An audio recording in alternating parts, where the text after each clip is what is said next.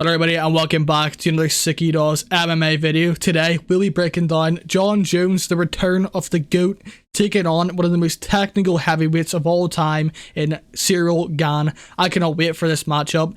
I would just like to say before we start, we were up 7 units on our last UFC card, UFC Vegas 70, so let's hope to keep that going because that was a tricky card betting wise and we were up 7 units. I'm so happy with the results on that card. And also, before we start, I'm doing a UFC 285 watch along. It will be around 11 GMT time, 5 a.m. or 5 a.m.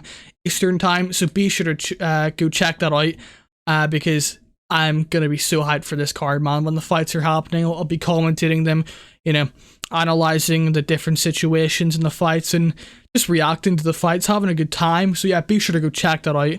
Let's get right into our bets.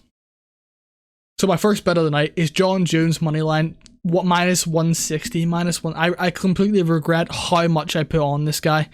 5.4 unit bet, the biggest bet of all time in my career, kind of capping, I guess. It's not really a career, but you know what I mean. $162, I'm pretty sure. 5.460. Yeah, I think it is. If I did the math correctly there. I would have liked to bring that down, I'll be honest, to 3 units, dude, at least, because there's a lot of question marks about Jon Jones in this matchup. Is he going to be the same fighter? Is he going to have that same wrestling like he used to have? You know, we saw a bit of a decline in his wrestling in the Santos fight and the Dominic Reyes fight, but there's also questions. Is he going to be a different animal at heavyweight? There's a lot of narratives going into this fight. And narratives, like a narrative fight like this can be very, very, very tricky to bet. And I sometimes, well, mostly don't, bet in these type of narrative fights where there's a lot of like storylines. And I just think Jon Jones has the style here, though. I really do think he has the style to beat Ciryl Gane. He can pick him apart at range if he can't, in my opinion, he can win a stand-up fight if he implements his game properly, like clinches early, uses elbows in the clinch, gets Ciryl Gane backing up, slam the leg kicks on Ciryl Gane, because if you actually go and watch the Volkov fight, Ciryl Gane versus Volkov, Ciryl Gane's leg kicking defense is pretty trash. I mean, Volkov landed 57 leg kicks, so if Jon Jones lands at least 10 leg kicks, the fight is going to change. You'll see Ciryl Gane switching stances more often than he usually does. And I think the takedowns will open from there. So if Jon Jones implements the right game plan, I think that he could make this look very, very easy. But yeah, Ciryl Gane, I don't mind the people taking that plus 155. I'm pretty sure he's up to now in some books. So if you get a line like that, I don't mind it. There's a lot of question marks about Jon Jones. Is he like the same guy as he was in his earlier career? I think after this matchup, we'll probably say he wasn't the same guy. But if he still wins, we'll be saying that. Like I do think he wins, like a 70% chance, in my opinion, he wins, and a 30% chance Ciryl Gane wins. I can't get over the fact Ciryl Gane was holding onto Kimura's when Ngannou was in on double legs. I just can't, my head just doesn't really comprehend his like thinking in that situation. Like his grappling IQ is complete dog shit, I'll be honest.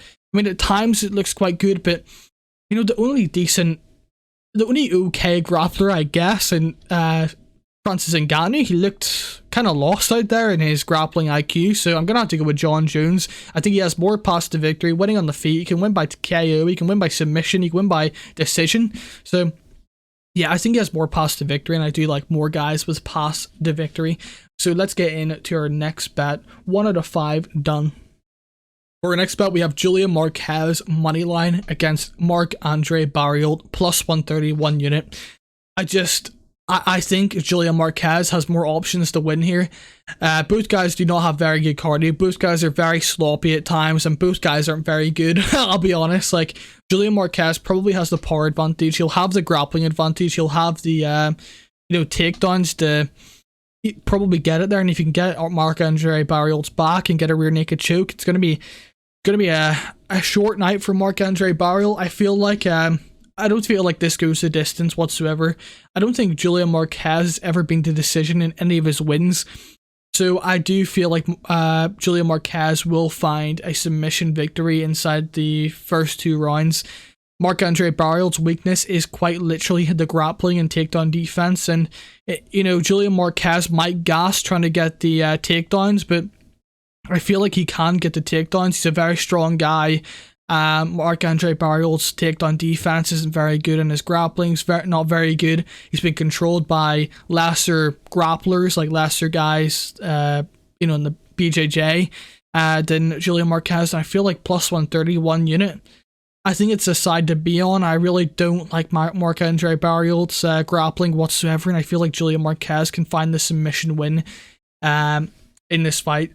So yeah, 1 unit on Julian Marquez to just get a submission, I guess, in the second round. We'll go. I think plus 130 is a good value, and that line has been dropping. I'm pretty sure he's plus 120, I want to say, in some books. So yeah, Julian Marquez, 1 unit, plus 130. Our next bet is 2 money lines parlay, is Basharat and Gamrot moneyline parlay. I feel like that's 2.5 units also. I feel like Basharat can use his kicks at range and keep this on the feet. If it gets to the ground, Damian Blackshear does have some good wrestling, but Basharat will have the grappling advantage on the ground. I feel like he has multiple submission wins.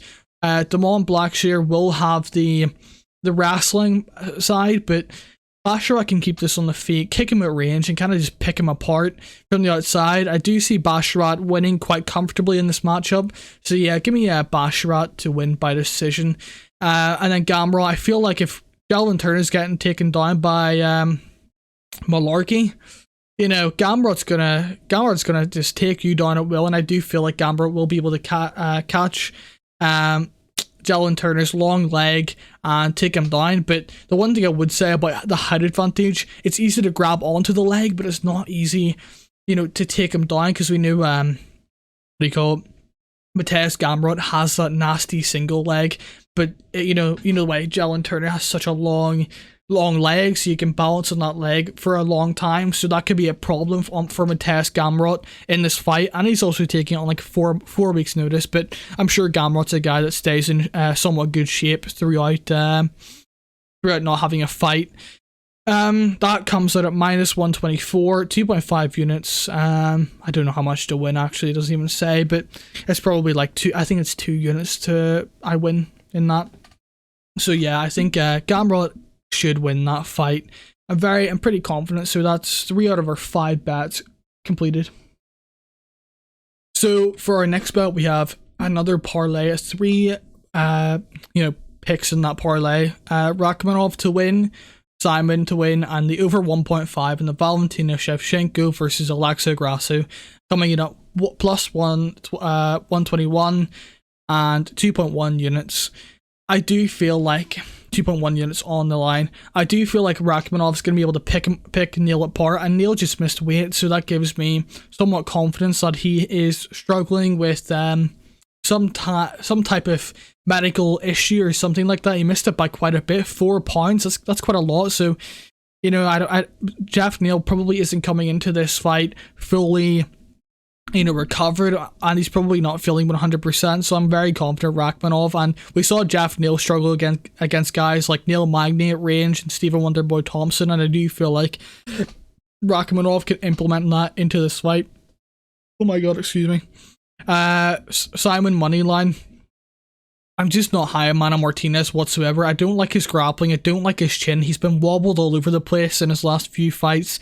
He's very hittable. His grappling is kind of suspect, and I do feel like Simon can find the finish in this fight. Simon is kind of raw. He does make a few mistakes. Minus 300 is a bit of a steep price tag on him, but I'm pretty confident Simon can win this matchup by implementing his whole MMA game and probably finding a submission victory in this matchup. The over 1.5 in the Alexa Grasso Valentina Shevchenko fight, minus 250.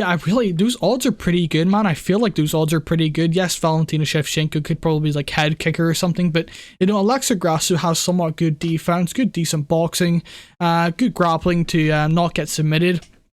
She's got a decent BJJ. And you know, she submitted a few girls in her career, hasn't she, in the UFC?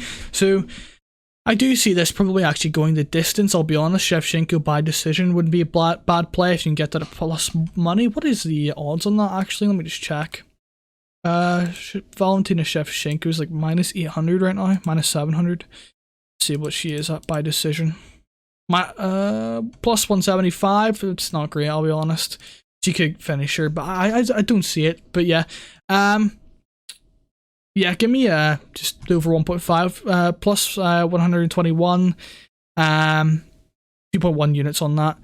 So for a final bet of the night, Derek Brunson taking on Dricus du Plessis. Fight doesn't go the distance, minus 250. Cody Garbrandt versus Trevin Jones. Fight doesn't go the distance, minus 250. That comes out to minus 104.